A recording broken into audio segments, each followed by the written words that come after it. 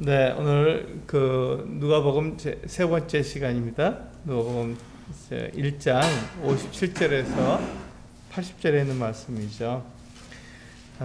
제목은요, 그 거룩한 언약을 기억하셨으니, 그 거룩한 언약을 기억하셨으니 라는 제목으로 함께 나눠보도록 하겠습니다. 우리 마지막 부분이지만 그래도 굉장히 길잖아요. 그래서 우리가 다 읽지 못하고 교제하면서 우리 같이 보도록 하겠습니다. 오늘 57절부터 80절에 있는 내용은요, 이게 세례 요한의 출생에 대해서 나누는 것 같은 시간입니다. 세례 요한이 출생했을 때 어떤 일들이 있었는가? 특별히 이제 우리 67절부터는 사가랴가 찬양하는 사가랴의 찬송이 나오고 있는데요. 이제 그것에 대해서 우리가 살펴보면서 사가랴가 두 부분으로 나누어서 이렇게 찬양하고 있는데, 그것에 대해서 같이 또 살펴보면서 하나님이 어떠한 분이신지 우리가 배워보도록 하겠습니다. 우리 57절에 보시면요, 엘리사벳이 해산할 기한이 차서 아들을 낳으니 이웃과 친족이 주께서 그를 크게 긍휼히 여기심을 듣고 함께 즐거워하더라, 이렇게 말씀하고 있습니다. 엘리사벳이 아이를 정말 낳았습니다. 하나님께서 엘리사벳에게 가브리엘 천사를 통해서 약속하신 것이죠. 이때 이 엘리사벳의 나이가 많았고 그 남편 된 우리 사가랴도 나이가 많았기 때문에 아이를 낳을 수 없다고 그렇게 기록이 되어 있었습니다. 특별히 엘리사벳이 나이가 많아서 이제 아이를 낳을 수 없는, 더 이상 아이를 낳을 수 없는, 그 전에도 아이를 낳았다지 못했지만, 그래서 이제 이 불임인 것 같은 엘리사벳이었는데, 그 때문에 엘리사벳이 많은 어려움을 겪었던 것 같아요. 그럴 수밖에 없는 게, 이스라엘 유대인들의 문화에서는 아이를 낳지 못한다, 결혼했는데 아이를 낳지 못하면 하나님의 사랑을 받지 못한 사람이다, 이렇게 생각을 했습니다. 그러니까 아이를 낳지 못하니까 이 사가랴와 그의 아내 엘리사벳이 굉장히 경건하고 하나님을 잘 섬기는 사람들이었음에도 불구하고 그들이 아이가 없기 때문에 하나님의 은혜를 입지 못한 그 같은 사람들이라는 것을 보게 되는 것이죠. 그래서 사람들에게 그 같은 이야기를 들었을 것입니다. 그래서 이 엘리사벳이 그 같은 내용들을 동네 사람들한테 듣게 돼서 굉장히 부끄러웠을 텐데, 이제 엘리사벳이 해산할 기한이 있어서 아들을 낳았기 때문에 이제 이웃과 친족들이 이제 함께 즐거워한 것이죠. 그래, 이 엘리사벳은, 사가랴와 엘리사벳은 정말 경건한 사람이야. 하나님께서 그들을 잊어버릴 리가 없지. 그들을 그냥 두실 리가 없지. 그래서 이 사가랴와 엘리사벳에게 아들을 주신 거야, 하고 말을 했습니다. 말을 했던 것으로 생각이 됩니다. 그래서 주께서 그를 크게 긍휼히 여기심을 듣고, 그래서 긍휼히 여기다는 말이 사랑을 베풀었다는 말인데, 헤세드라는 말인데요. 사랑을 베푸셨다. 하나님께서 그에게 사랑을 베푸셨다. 얼마나 놀라운 일입니까? 그러니까 하나님께서는 우리들에게 늘 이같이 하나님의 사랑을 베푸시는, 이 헤세드라는 말을요, 여러 가지로 번역을 했지만 긍휼, 또 자비, 그렇지만 이제 우리가 기본적인 그 같은 생각은요, 헤세드라는 말은 사랑이라는 말이 기본적으로 깔려 있습니다. 하나님께서 이 사가랴와 엘리사벳을 사랑하신다 하는 것이 깔려져 있는 것이죠. 그래서 엘리사벳이 아들을 낳았다, 이렇게 되어 있습니다. 근데 이 사가랴 엘리사벳 말고도 이것이 나이가 들어서 아이를 가진 사람이죠. 아브라함과 사라입니다. 그러니까 지금 사가랴와 엘리사벳이 그들이 그렇게 존경하고 그렇게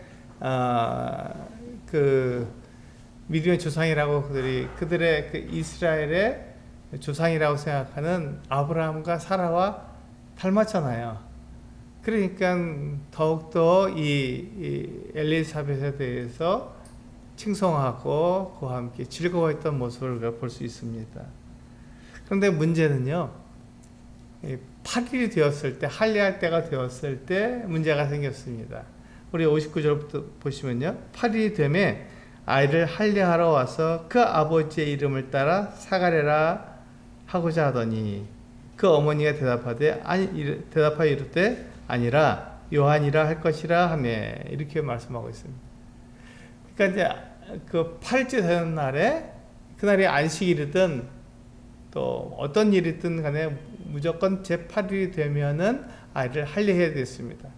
이 할례가 하나님과 그의 백성 사이에서 증거가 되기 때문에 그렇습니다. 할례를 받게 되면 이제 그는 하나님의 백성이다 하는 증거가 되기 때문에 반드시 할례를 받아야만 했던 것이죠. 그래서 그날이 안식일이면 우리가 할례를 하지 못한다고 생각하는데 그렇지 않습니다. 안식일이라도 할례가 우선이기 때문에 할례를 제8일째에 할례를 하게 되어 있습니다. 근데 할례할 8일이 되었을 때 이제 문제가 생긴 거죠. 사람들이, 이웃과 친족들이 와서 이 아버지의 이름 따라서 사가랴라 부르자 하고 이야기했습니다.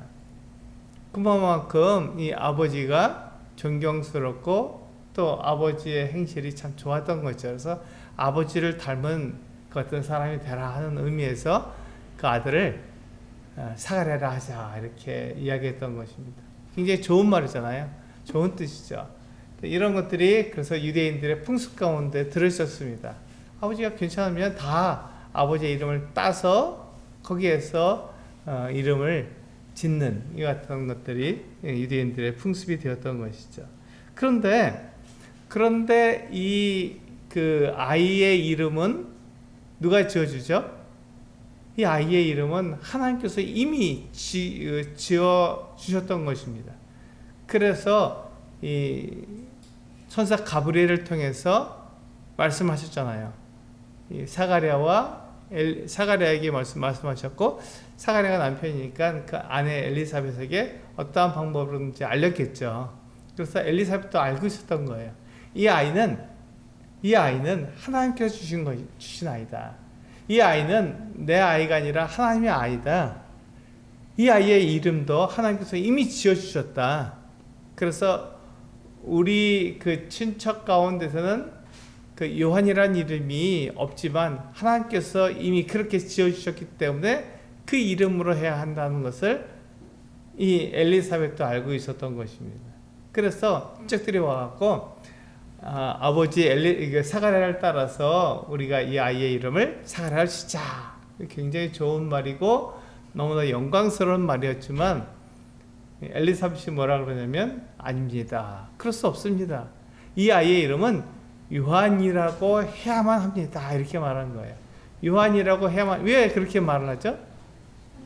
하나님이 지어주셨기 때문에 그렇습니다. 하나님이 이 아이의 이름을 이미 지어주셨기 때문에 요한이라고 할 수밖에 없는 것이죠. 다른 이름은 쓸 수가 없었던 것입니다. 하나님이 이미 지어주셨기 때문에 그 이름을 할 수밖에 없는 것이죠. 그래서 이 엘리사벳이 그렇게 말을 했습니다. 이 아이의 이름은 요한입니다 라고 이야기한 것입니다. 그러니까 그 이름을 하나님께서 이미 지어주셨다는 말이 무슨 뜻이죠?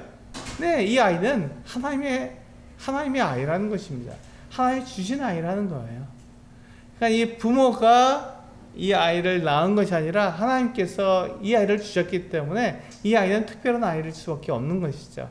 하나님께서 뜻이 있으시고 하나님께서 계획이 있으셔서 이 사가랴와 엘리사벳에게 주신 거예요. 그러니까 이 아이를 통해서 내 마음대로 이 아이를 키우는 게 아니라 하나님의 뜻대로 이 아이를 키워야 되는 것이죠. 하나님께서 말씀하신 대로 이 아이를 키워야 합니다. 지금도 마찬가지죠. 우리가 자녀를 낳지만 그 자녀가 내 아이가 아니잖아요. 내 소유가 아닙니다. 그 자녀들은 하나님께서 주셨잖아요. 그래서 내 마음대로 내가 키우고 싶은 대로 키우는 게 아니라 하나님께서 그 자녀들에게 하시고자 하시는 대로 그들을 양육해야 하는 것이죠. 우리는 그 부모지만 부모는 자녀를 잠깐 맡아서 하나님을 대신해서 양육하는 것 뿐이고, 하나님께서 이 아이를 통해서 하나님께서 나타내시고자 하시는 그 뜻, 그 계획을 내가 대신해서 지금 양육하는 것 뿐이죠. 그래서 그 아이는 하나님의 뜻을 이루어 드리는 아이로 성장해야 합니다. 그리고 그 아이가 성장했을 때 하나님의 뜻, 하나님의 계획을 나타내는 그 사람이 되어야 하는 것이죠. 그게 우리 자녀 교육의 가장 중요한 부분입니다. 내 아이를 통해서 나의 그와 같은 욕망, 내가 못 이룬 것을 대신 이루어주고 내가 하고 싶었던 것을 아이가 대신해주는 그와 같은 내 소유의 아이가 아니라, 그 아이는 하나님의 아이입니다. 하나님께서 나에게 주셨고 내가 잠깐 맡아서 그것을 양육할 뿐이지, 그 다음에 하나님께서 그를 사용하실 때 그렇게 하나님께 그 아이를 드려야 하는 것이죠. 우리 그 연평한 형제가 그 작사한 그 요괴벳의 노래라는 그 찬양이 있습니다. CCM 노래가 있는데, 거기서 보시면 그 아이를 하나님께 맡기는 거예요. 하나님께 주인이시고 하나님께서 참 부모이시기 때문에 그 아이를 맡기는 거거든요. 저는 그 찬양을 참 좋아합니다. 요즘도 종종 듣거든요. 요괴벳의 노래라고 하는 그 찬양을 종종 듣는데, 특히 이제 그 다음 달이 되면 5월 그 가족의 달 아닙니까? 그래서 자녀에 대해서 더 생각하게 되는데, 이 요괴벳의 노래를 이렇게 듣고 있으면 그 가사 속에서 내가 그 아이의 부모가 될 수 없다는 거죠. 그 소유가 될 수 없다는 거죠. 내 소유가 아이가 아니라 하나님 소유의 아이라는 것이 분명합니다. 그래서 그 아이를 하나님의 손에 맡겨드리는 거죠. 하나님께서 그 아이를 사용하시도록 그 아이를 맡겨드리는 거예요. 잠깐 동안 내가 양육할 뿐이고 하나님께서 그 아이를 사용하시도록 하나님께 맡겨드리는 것이죠. 마찬가지입니다. 지금 여기에서도 그 엘리사벳과 이 사가랴가 요한을 낳았지만 그 아이는 하나님의 아이였어요. 그러니까 그 이름조차도 하나님께서 지어주신 그 이름을 사용해야 하는 것이죠. 그래서 요한이라고 그 이름을 이야기했습니다. 그러자 큰일이 났죠. 이 친척들이 그렇게 얘기하지 않습니까? 네. 61절에 보시면 그들이 이르되 내 친족 중에 이 이름으로 이름한 이가 없다. 예. 그럼 이런 이름을 우리 가운데 쓸 수 없다 이렇게 말한 것이죠. 다 다른 이름을 썼는데 갑자기 요한이라는 이름, 그 이름이 나쁜 이름은 아니거든요. 하지만 그 이름을 쓰지 않았기 때문에 그 이름보다는 사가랴가 더 낫지 않느냐 이렇게 엘리사벳을 설득한 것입니다. 그래서 62절에 보시면 그의 아버지께 멈칫하여 무엇으로 이름을 지으려 하는가 물으니 63절에 그가 서판을 달라 하여 그 이름을 요한이라 쓰매 다 놀랍게 여기더라. 이 아버지 사가랴도 요한이라고 했고 그 어머니 엘리사벳도 요한이라고 했기 때문에 사람들이 놀랄 수밖에 없죠. 그 이름을 사용한 적이 없는데 부부가 동일하게 아이의 이름을 하나님께로부터 받은 대로 요한이라고 했기 때문에 다들 놀랄 수밖에 없는 거예요. 그렇습니다. 우리의 자녀들은 우리 부모가 그 같은 마음으로 한 마음이 돼서 양육하는 거예요. 그래서 이 가정에 있어서 우선순위는 배우자여야 합니다. 내 배우자와 내가 하나가 되어서 자녀들에게 그 같은 모습을 보여줘야 되는 거거든요. 부부가 하나 된 모습을 자녀들이 보고 성장해야만 그 자녀들이 그 자기 부모가 하나 된 것을 보면서 이 정서적으로 불안하지 않기 때문에 부부가 하나 된 모습을 이 자녀들이 보고 자라야 하는 것입니다. 부부가 서로 다른 말을 하고 이 사람은 그 남편은 이런 말하고 아내는 다른 말을 하게 되면 그 자녀들이 어렵게 되는 것이죠. 정서적으로 불안해집니다. 그래서 어떤 말을 찾아가야 되는지 따라가야 되는지가 자기에게 좋은 대로 가는 거예요. 그러니까 정서적으로 불안할 수밖에 없는 것이죠. 그때 그래서 여기서 보시면 63절에 그가 서판을 달라 하여 그 이름을 요한이라 쓰매 다 놀랍게 여기더라. 그래서 부부는 이렇게 같은 마음을 가지고 같이 행동해야 하는 것입니다. 그러려면 같은 믿음을 가져야 되고 그 믿음 가운데서 우리가 하나님께서 이와 같이 말씀하시는 것을 알아서 그렇게 행동했을 때 우리가 하나가 되는 것이죠. 64절에 보시면 이에 그 입이 곧 열리고 혀가 풀리며 말을 하여 하나님을 찬송하니. 예. 이게 바로 하나님께서 사가랴 엘리사벳에게 하나님의 뜻을 나타내신 것입니다. 우리 이런 경험이 필요한 거예요. 하나님이 살아계시다는 걸 우리는 알아야 할 필요가 있습니다. 경험할 필요가 있는 거예요. 지금은 이 성경이 우리가 완성되어 있고 성경을 우리가 보기 때문에 이러한 기적이 일어나지 않습니다. 그렇지만 우리가 하나님 말씀을 통해서 내가 어떻게 살아야 하는지를 정확히 알아가야 하는 것이죠. 내 마음대로 내 생각대로 내 고집대로 살아가는 것이 아니라 하나님께서 나에게 어떻게 살라고 말씀하셨는지 그대로 살아가야 하는 것입니다. 그게 그리스도의 모습이고 하나님께서 우리들에게 말씀해 주시는 것이거든요. 그렇게 했을 때 사가랴가 곧 그 입이 곧 열리고 혀가 풀리며 말을 하게 되었습니다. 천사 가브리엘이 그랬잖아요. 네가 이 일이 다 이루어지기까지는 말을 하지 못할 것이다.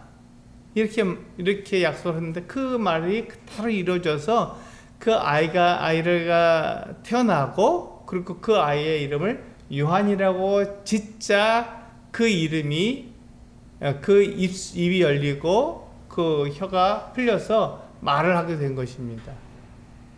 놀랍지 않습니까? 하나님께서 살아계시다는 거예요. 하나님께서 우리 가운데 역사하고 계시다는 것을 분명히 보여주고 있는 것이죠. 그러니까 우리는 다른 것으로 생각할 필요가 없는 거예요. 하나님이 계시냐? 예, 분명히 계십니다. 하나님께서 우리 가운데 역사하시냐? 예, 분명히 역사하고 계십니다. 하나님께 우리를 사랑하시냐? 예, 사랑하고 계십니다. 그러니까 우리에게 이와 같은 일들을 이루시는 것이죠. 하나님께서 우리를 사랑하지 않으면 이 선지자 이 요한을 보낼 이유가 없잖아요. 그리스도를 메시아의 앞에 와서 메시아를 길을 예비하는 선지자를 보낼 이유가 없잖아요. 그런데 지금 하나님께서 이 요한을 메시아 앞에 오는 선지자로 택하셔서 그렇게 그 일을 하라고 부르셨기 때문에 그 아이가 태어난 거죠. 출생한 거죠. 그 일을 이루시기 위해서 하나님께서 사가랴의 입을 닫으시고 이 사가랴가 이 아이의 이름을 요한이라고 지을 때까지 말을 못하게 했다가 아이의 이름을 요한이라고 짓자 말을 하게 된 겁니다. 하나님이 살아계시잖아요. 하나님께 계시잖아요. 우리 가운데 계속 역사하고 계시다는 것을 우리가 분명히 알 수 있는 것이죠. 요한의 출생을 통해서 우리가 그것을 알 수 있는 것입니다. 그러면서 이 사가랴가 맨 처음에 한 게 입이 열렸을 때 맨 처음에 한 일이 무엇입니까? 하나님을 찬송한 일입니다. 하나님 찬송했어요. 사가랴가 하나님을 찬송한 것이 무슨 의미가 있습니까? 네, 이 사가랴는 이 일이 하나님께로부터 이루어졌다는 것을 분명히 안 사람입니다. 하나님께로부터 이루어졌다는 걸 분명히 안 거예요. 우리가 지금 사가랴와 우리를 비교해서 보게 되는데 한번 생각해 보시면 좋겠습니다.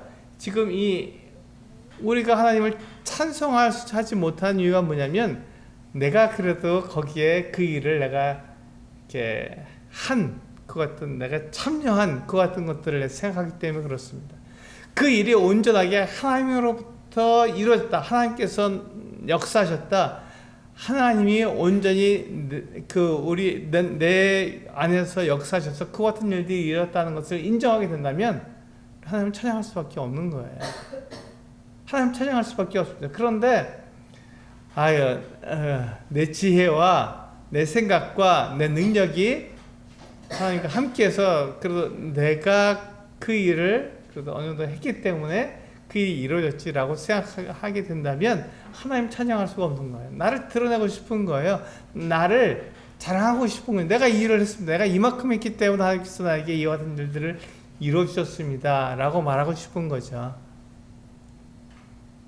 그러니까 하나님을 찬양하지 못하고 내가 나를 자랑할 수밖에 없는 것입니다. 그런데 사가랴는 지금 그 일이 온전히 하나님으로부터 이루어졌잖아요. 나이가 늙어서 아이를 가질 수 없는데 그런데 하나님께서 그 아이를 주셨고 그 이름까지도 하나님께서 지어주셨고 그 아이를 낳아서 이름을 지을 때까지 말을 못하게 하셨고 그리고 이제 드디어 그 아이의 이름을 지어줬을 때 입을 열게 하셔서 말을 하게 하셨으니 이 일은 처음부터 끝까지 하나님께서 하신 일이기 때문에 사가랴가 하나님을 찬양할 수밖에 없었던 것이죠. 하나님을 찬송할 수밖에 없었던 것입니다. 하나님이 이 일을 하셨습니다라고 그가 고백할 수밖에 없었던 것이죠. 그게 사가랴의 마음이었습니다. 그래서 사가랴가 입이 열리자마자 말을 할 수 있게 되자마자 하나님을 찬송했던 것입니다. 우리도 마찬가지입니다. 우리의 삶 속에서 어떤 일이 나에게 주어졌을 때 이 일이 하나님께로부터 이루어진 것이라는 것을 우리가 분명히 알게 되면 하나님을 찬양할 수밖에 없는 것이죠. 그런데 그 일이 어떤 우연히 일어난 것이다. 내가 운이 좋았으니까 그렇게 된 것이지 또 내가 능력이 있으니까 내가 잘했으니까 그 같은 일이 일어난 거야 라고 생각하게 되는 순간 하나님을 찬양하기보다는 나를 자랑하고 싶고 하나님이 없다고 우리는 말하고 싶은 것, 하나님 찬양하고 싶은 생각이 안 드는 것이죠. 그래서 지금 사가랴가 하나님을 찬송했다는 것이 대단히 중요한 것입니다. 어떻게 찬양했나요? 65절에 보시면 그 근처에 사는 자가 다 두려워하고 이 모든 말이 온 유대 산골에 두루 퍼짐에 듣는 이가 다 이 말을 마음에 두며 이르되 이 아이가 장차 어찌 될까 하니 이는 주의 손이 그와 함께 하심이로라. 사가랴가 이제 말을 하게 되었고 이제 그가 하나님을 찬송했다는 말을 사람들이 들었을 때 두려워하고 이는 주의 손이 그와 함께 하심이라는 것을 알게 되었습니다. 이전에는 지금 세례 요한 이전에 하나님께 침묵하셨잖아요. 구약과 신약 사이에 있는 신구약 중간기라 그래서 이때는 침묵기입니다. 400년 동안 하나님께서 선처도 보이지 않으셨고 하나님의 뜻을 나타내 보이시지 않으셨던 그것은 하나님의 이 침묵기였습니다. 전혀 하나님께서 나타나지 않았던 거예요. 하나님이 없다고 생각하는 것 같은 때였습니다. 그런데 이는 주의 손이 그와 함께 하심이라.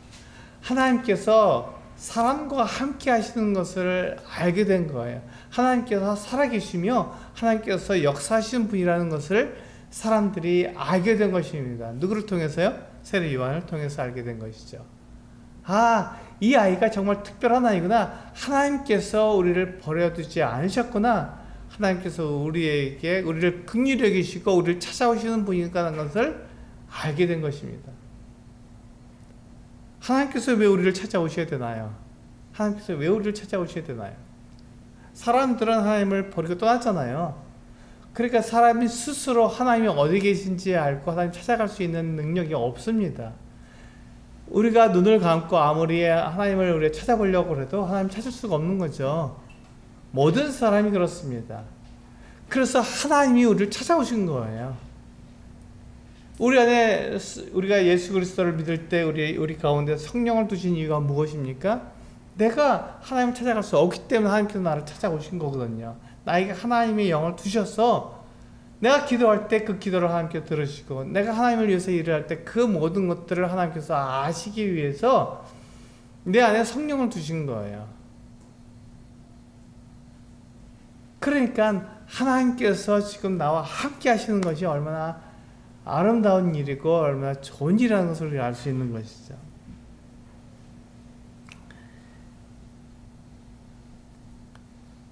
그래서 듣는 모든 사람들이 이제 이 하나님의 손이 그와 함께 하심이라는 것을 알게 되었습니다.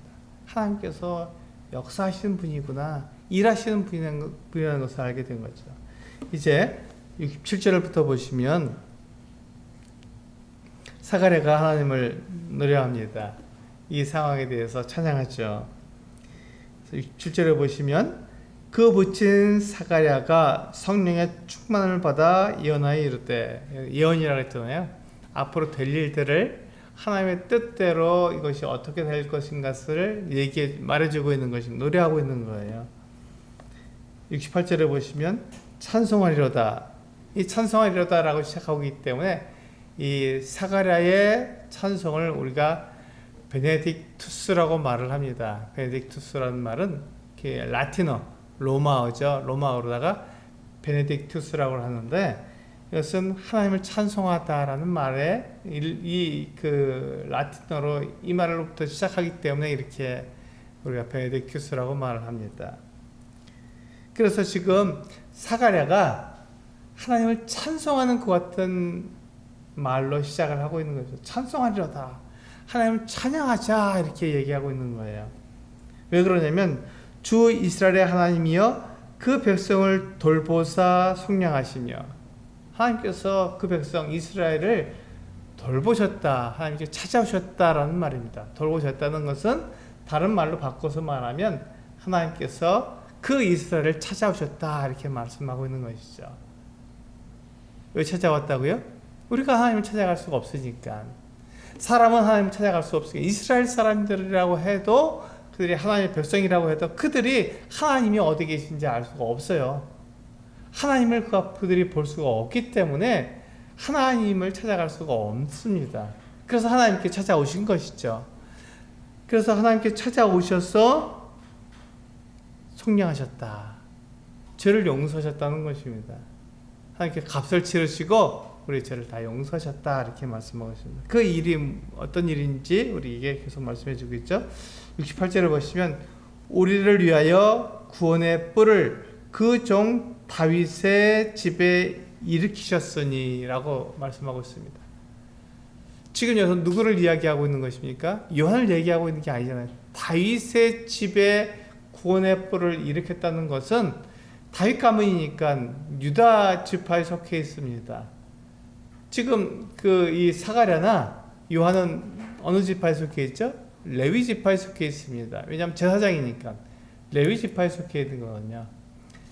레위 지파만 제사장이 될 수 있기 때문에 이 사가랴나 그 요한은 레위 지파 사람들이에요. 그러니까 이 지금 여기서 말하고 있는 그 종 다윗의 집에 일으켰다고 하는 이 구원의 뿔은 요한이 될 수가 없고 바로 예수 그리스도 메시아를 이야기하고 있는 것입니다.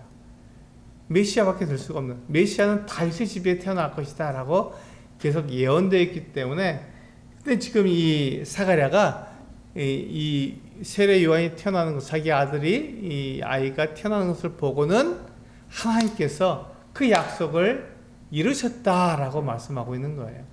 그 구원의 뿔을 그정 다윗의 집에 일으키셨다라고 말하고 있는 거거든요.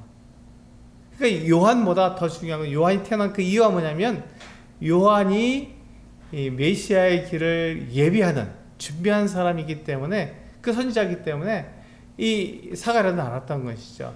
요한이 태어났다는 것은 요한 뒤에 오실 그 메시아, 그 그리스도가 이제 곧 오게 될 것이기 때문에 이 사가랴는 하나님께서 이 요한 뒤에 오실 메시아를 정말 우리에게 보내주시는구나 하는 것을 예언하게 된 것이죠. 71절에 70절과 71절에 그 구원의 뿔이 무슨 일을 합니까? 그 구원의 뿔이 무슨 일을 하냐면 이것은 하고 시작하고 있죠. 이것은 주께서 예로부터 거룩한 선지자의 입으로 말씀하신 바와 같이 우리 원수에게서와 우리를 미워하는 모든 자의 손에서 구원하시는 일이라, 이렇게 말씀하고 있습니다. 우리 히브리서 1장 1절 말씀 한번 볼까요? 1절과 2절. 히브리서 1장 1절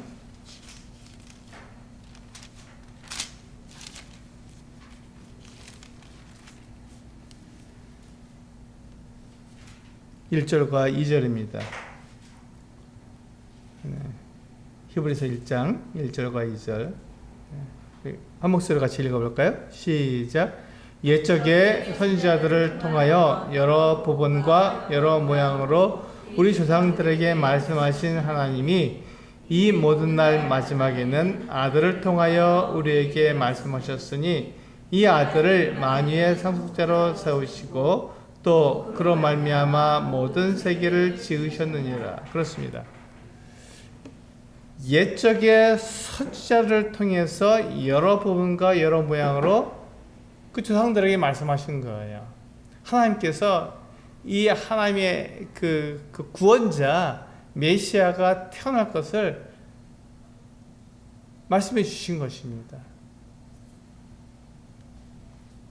그 구원자가 누구냐면 2절에 보시니까 이 모든 날 마지막에는 아들을 통해서, 그래서 하나님의 아들이 구원자로 메시아로 올 것을 말씀하고 있는 것이죠.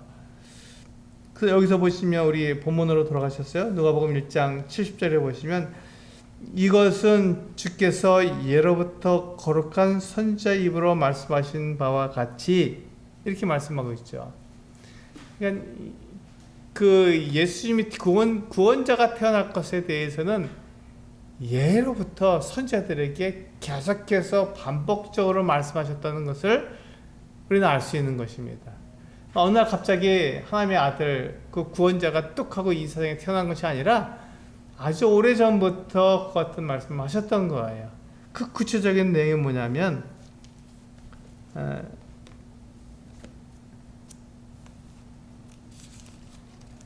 구체적인 내용이 73절에 나오죠. 곧 우리 조상 아브라함에게 하신 맹세라 이렇게 말씀하고 있습니다. 우리 조상 아브라함에게 하신 맹세가 무엇입니까? 아브라함에게 하신 맹세가 무엇입니까? 우리 창세기 22장으로 한번 가볼까요?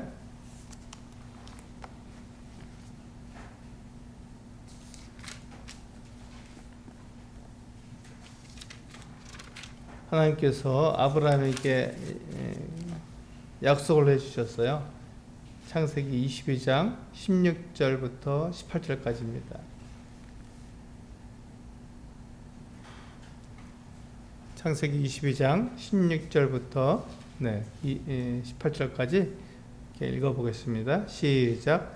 이르시되 여호와께서 이르시기를 내가 나를 가리켜 맹세하노니 내가 이같이 행하여 내 아들 내 독자도 아끼지 아니하였은즉 내가 내게 큰 복을 주고 내 씨가 크게 번성하여 하늘의 별과 같고 바닷가의 모래와 같게 하리니 내 씨가 끝 해적의 성문을 차지하리라. 또 내 씨로 말미암아 천하 만민이 복을 받으리니 이는 내가 나의 말을 준행하였음이니라 하셨다 하시니라. 그렇습니다.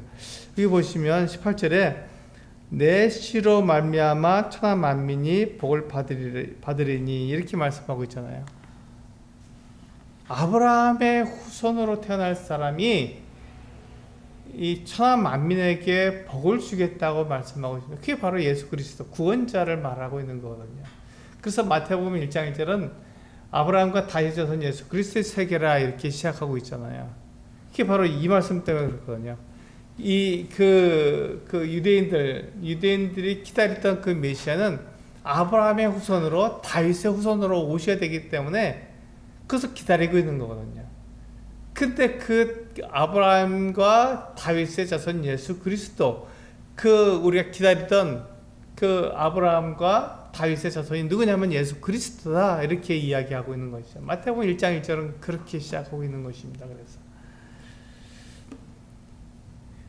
여기서 그렇게 우리가 누가복음 1장 73절에서 보시면 곧 우리 조상 아브라함에게 하신 맹세라 이렇게 말씀하고 있잖아요. 근데 이 아브라함에게 하신 맹세와 예수님이 탄생하시는 그때까지의 이 기간은요, 약 2000년 정도의 시간 간격이 있습니다. 2000년 정도의 간격이 있는 거예요. 그러니까 2000년 동안 하나님께서 이 아브라함에게 하신 그 언약을 잊으셨나요? 네, 잊지 않으셨습니다. 계속해서 그 언약을 지키시겠다고 말씀하셨고 그 언약을 지켜오셨으며 그리고 정말로 그 언약을 이루셨습니다. 이제 아브라함이 하신 그 언약을 그 아들 예수 그리스도를 통해서 나타내시겠다 이렇게 이 사가랴가 예언한 거죠. 지금 그 예수 그리스도는 마리아의 태 속에 있잖아요. 마리아의 태 속에 지금 있는 거거든요. 지금 이 그 6개월 먼저 세례 요한이 출생했어요. 그래서 세례 요한을 보면서 이 아이가 메시아의 그 길을 준비하는 그 같은 메시아의 선지자이기 때문에 이 아이가 출생했다는 것은 곧 그리스도가 하나님께서 약속하신 그 그리스도가 탄생하시겠구나 하는 것을 이 사가랴가 예언한 것이죠. 그 예언이 바로 2000년 전에 다윗에게 한 약속, 이 아브라함에게 한 약속, 그것을 지키셨다 이렇게 말씀하고 있는 것입니다. 하나님은 영원하신 분입니다. 하나님께서 말씀하신 것은 시간이 지난다고 사라지는 게 아니죠. 하나님은 말씀하신 것을 그대로 이루시며 완벽하게 이루시는 분이십니다. 정확하게 이루시는 분이세요. 그래서 지금 아브라함이 하시는 맹세를 정확하게 지키시는 분이라는 걸 우리가 알 수 있습니다.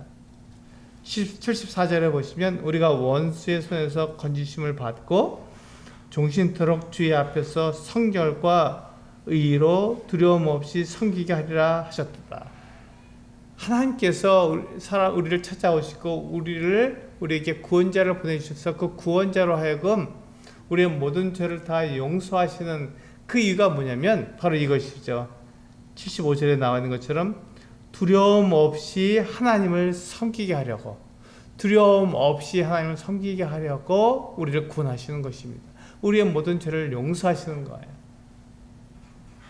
하나님을 두려워합니까? 네, 그것은 하나님께서 우리에게 원하시는 그 구원의 참 목적이 아닙니다.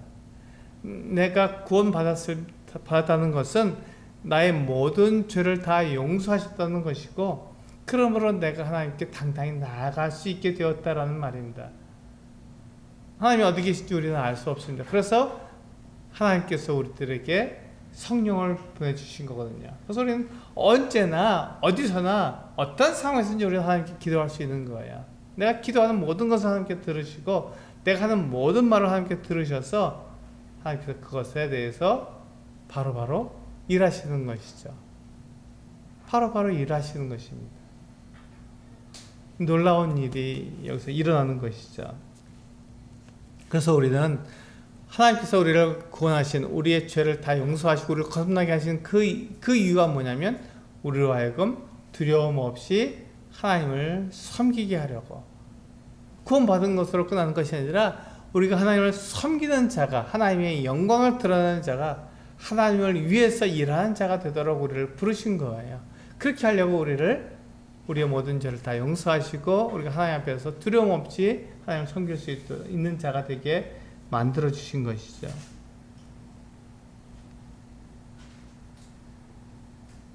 이제 76절부터 보시면요, 이제 세례 요한으로 바뀝니다.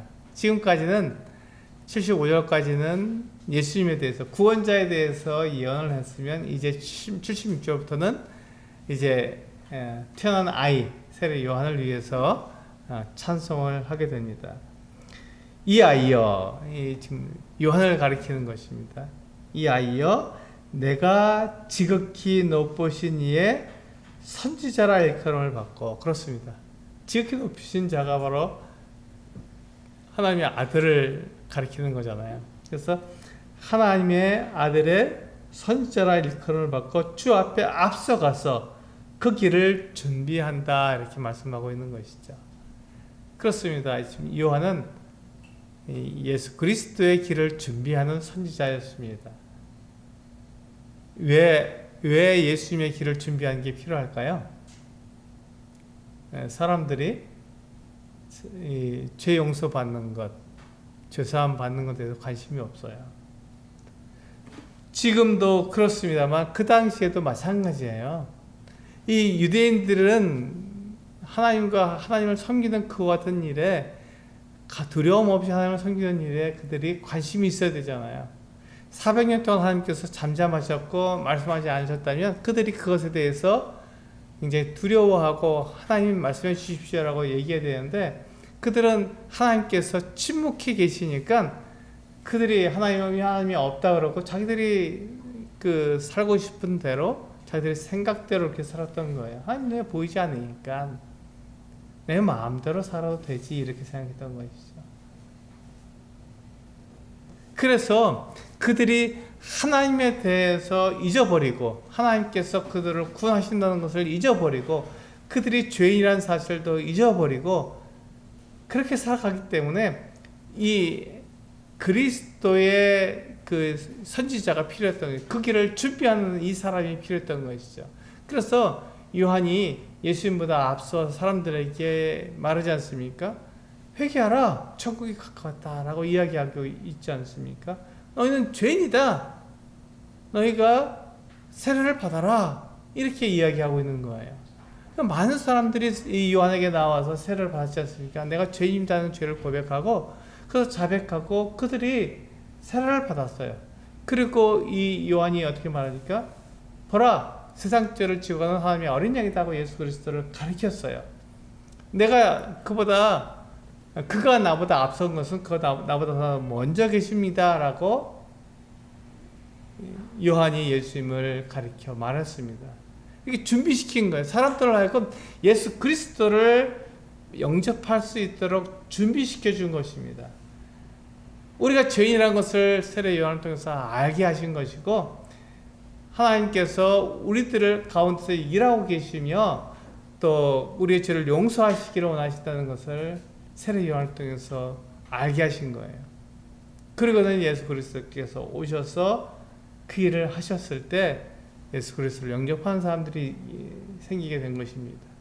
세례 요한의 일이 바로 그 같은 일이었어요. 그래서 그렇게 얘기했잖아요. 이하여 내가 지극히 높으신 이의 선지자라 일컬음을 받고 주 앞에 앞서가서 그 일을 준비하라, 이렇게 되어 있습니다.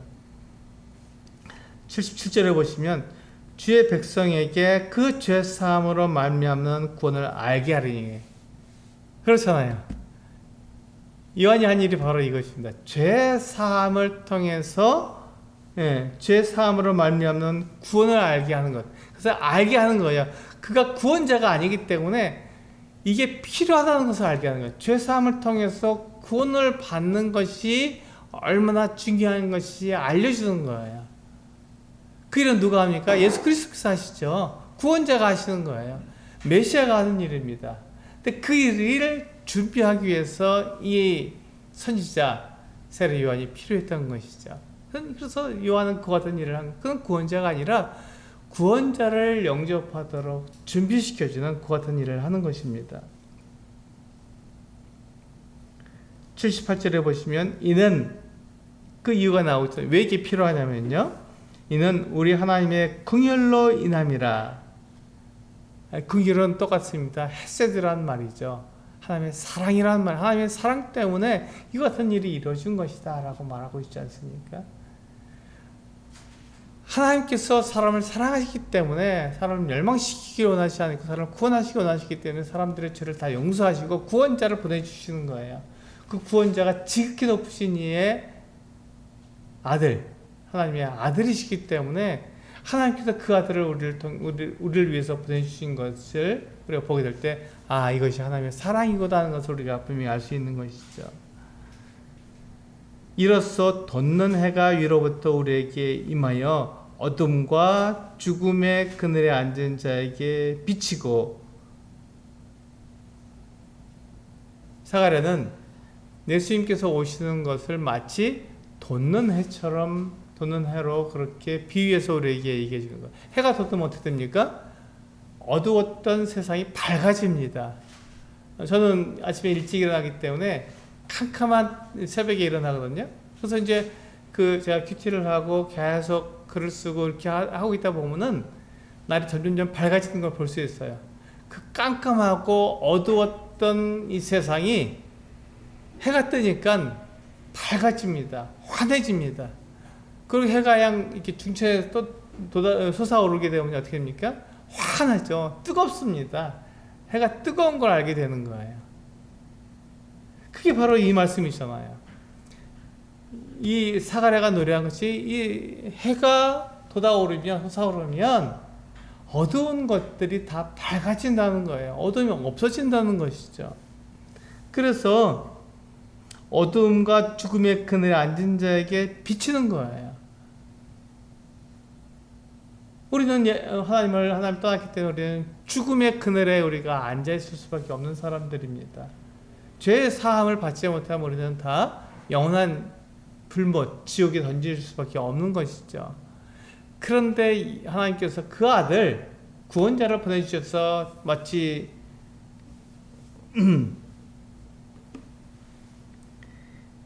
돋는 해가 위로부터 우리에게 임하는 것처럼 우리에게 보여주셔서 우리로 하여금 이 어둠과 죽음의 그늘에서 우리가 벗어날 수 있도록 그렇게 해주신 것이죠. 이게 하나님, 이 구원자가 하는 일입니다. 그렇게 구원자가 오셔서 그 일을 할 텐데 그 일을 준비하도록 선지자를 보내셨다. 내 아들이 바로 그와 같은 사람이다. 요한이 그와 같은 일을 할 것이다 라고 예언한 것입니다. 그렇게 찬양한 거예요. 이 사가랴는 하나님께서 우리 사람들을 어떻게 사랑하시는지 알고 있었던 것입니다. 그래서 우리 발을 평강의 길로 인도하시리다. 하나님께서 인도하시는 분입니다. 우리 누가복음 있으니까 누가복음 한번 볼까요? 마지막으로 누가복음 15장 한번 볼까요? 우리 인도하시는 게 어떻게 인도하시는지 한번 보겠습니다. 누가복음 15장 3절에서 6절에 있는 말씀입니다.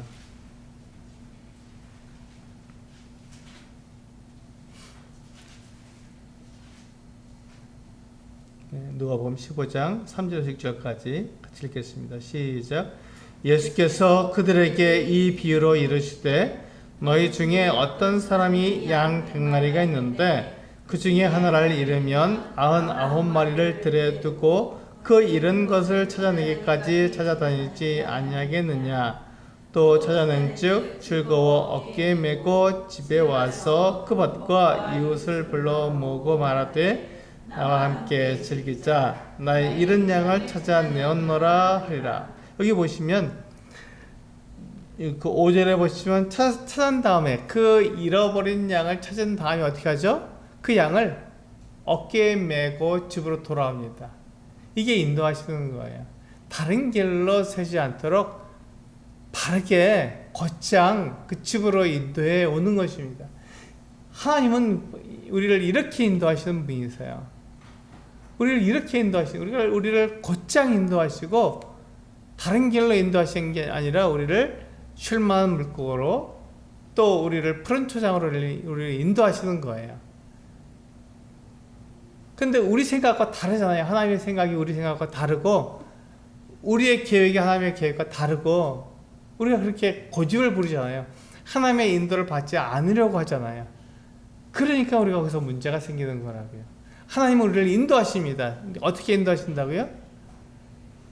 목자를 떠나서 양이 목자를 잃어버리고 잃어버린 양으로 떠나갔을 때 그를 찾도록 찾아다니시고 찾은 즉 그 양을 어깨에 메고 집으로 돌아오는 것이 이 목자가 그 양을 인도하는 방법입니다. 우리가 하나님을 떠났잖아요. 하나님을 버렸잖아요.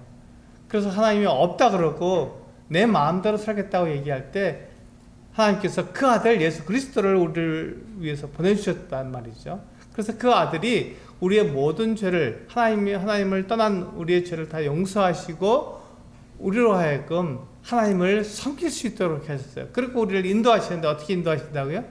네, 이렇게 인도하신다고요. 우리가 곁길로 가지 않도록, 우리가 다른 길로 가지 않도록, 잘못된 길로 가지 않도록 우리를 바르게 인도하신다는 것입니다. 이게 하나님께서 하시는 일이에요. 하나님 정말 놀라운 분 아니십니까? 우리를 그렇게 사랑하시는 분이잖아요. 우리가 과연 무엇인데 하나님께서 우리를 그렇게 사랑하실까요? 하나님은 우리를 정말로 사랑하시기 때문에 우리가 그렇게 되기를 원하십니다. 우리가 잘못된 길로 가기를 원하시지 않으시는 거예요. 우리가 하나님께로 나오기를 원하시는 거예요. 하나님을 우리가 두려움 없이 섬기기를 원하시는 거예요. 그게 하나님의 뜻이고 하나님의 계획입니다. 그래서 우리들에게 그렇게 말씀하시는 거거든요. 그래서 하나님께서 그 아들 예수 그리스도를 보내주실 것이고, 그 아들이 그 같은 일을 하기 전에 그가 사람의 모습으로 된 사람들이 예수 그리스도의 그 같은 희생과 그 사랑을 잘 알지 못하기 때문에 그 먼저 이 메시아에 앞서서 오는 선지자인 요한을 보내주셔서 그가 사람들에게 죄사함, 죄에 대해서 이야기하고 그들로 하여금 회개의 세를 받게 해서 그들이 사람들로 하여금 준비하게 하는 것이죠. 하나님의 아들을 영접할 준비를 하게 만드는 것입니다. 그게 지금 요한이 하게 될 일입니다. 그래서 사가랴가 이야기한 것이죠. 어마어마하게 놀라운 일들이 우리에게 펼쳐질 것을 사가랴가 이 찬송으로 우리들에게 말해주고 있습니다. 우리는 하나님을 우리가 섬기는 사람들입니다. 우리 안에 예수 그리스도 하나님의 영이 계셔서, 그리스도의 영이 계시고 하나님의 영이 계셔서, 성령이 계셔서 우리가 하나님을 알 수 있게 하셨습니다. 하나님께서 말씀하신 것을 우리가 받아들일 수 있게 하시고, 하나님이 실수 없이 우리를 완전하게 인도하신 것을 우리가 알 수 있게 그렇게 하셨습니다. 그렇기 때문에 우리는 이 하나님의 이 같은 인도하심, 우리를 위해서 하나님께서 하시는 그 거룩한 언약을 결코 잊어버리지 않으시는, 그 거룩한 언약을 기억하시는 그 하나님이라는 것을 우리가 알도록 우리들에게 말씀해 주시는 것이죠. 하나님은 우리들에게 분명히 그 구원자를 약속해 주셨고 그 구원자를 보내주셨습니다. 하나님께서 그 언약을 지키실 것이죠. 하나님께서 살아계시고 말씀하신 것을 반드시 지키시는 분이라는 걸 우리가 알 수 있는 것입니다. 그래서 우리는 어떻게 해야 됩니까? 그 하나님을 우리가 섬겨야 하는 것이죠. 살아계신 그 하나님, 약속을 지키시는 그 하나님을 우리가 섬겨야 하는 것입니다. 그 하나님을 두려워하는 것이 아니라 그 하나님의 사랑을 통해서 하나님이 나를 사랑하시는구나 하는 것을 알고 그 사랑을 가지고 하나님을 우리가 섬길 수 있는 그 같은 사람들이 되어야 할 것입니다. 오늘 이 누가복음 1장의 마지막 부분을 통해서 하나님께서 우리를 얼마나 사랑하시고 계신지, 그리고 우리를 위해서 그 언약을 기억하셔서 우리들에게 그것을 지키시는 분이라는 것을 우리가 알 수 있게 하셨습니다. 하나님을 섬기고 사랑하는 우리 성도들 되기를 원합니다. 기도하시겠습니다.